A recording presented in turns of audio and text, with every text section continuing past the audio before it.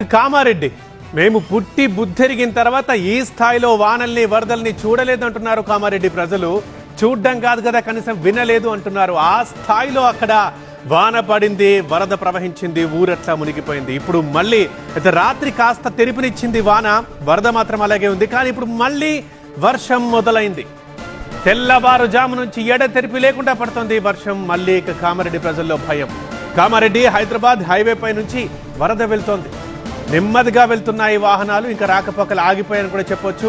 ఇట్లాంటి పరిస్థితి ఎప్పుడు హైదరాబాద్ కామారెడ్డి రూట్ చూడలేదు. కామారెడ్డి సికింద్రాబాద్ మధ్య రైళ్ల రాకపోకలు కూడా బ్రేక్ పడ్డది. కొన్ని రైళ్లని రద్దు చేశారు. జుక్కల్, ఎల్లారెడ్డి, కామారెడ్డిలో వేల ఎకరాల్లో నీట మునిగాయి పంటలు.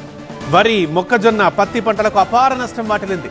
లింగంపేట, నాగిరెడ్డిపేట, మాచారెడ్డి, సదాశివనగర్, గాంధారిలో రోడ్లు ధ్వంసమైపోయాయి.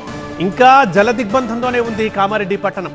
GR colony, Ashok Nagar, Panchamukhi, Hanuman colony, Kakatiya colony, Gosangi, Indiranagar, ఇలా ఎక్కడ చూసినా ఆ పీకల్లోతు నీళ్లున్నాయి.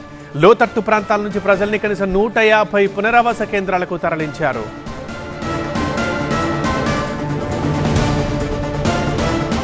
ప్రతినిధి దివాకర్ ఉన్నారు కామారెడ్డి నుంచి లైవ్ లో అందుబాటులో. దివాకర్, ఈ స్థాయిలో కామారెడ్డిలో ఎప్పుడు మనం విజువల్స్ చూడలేదు. ఈ స్థాయిలో బాధలు కామారెడ్డి ప్రజలు ఎప్పుడు పడలేదు.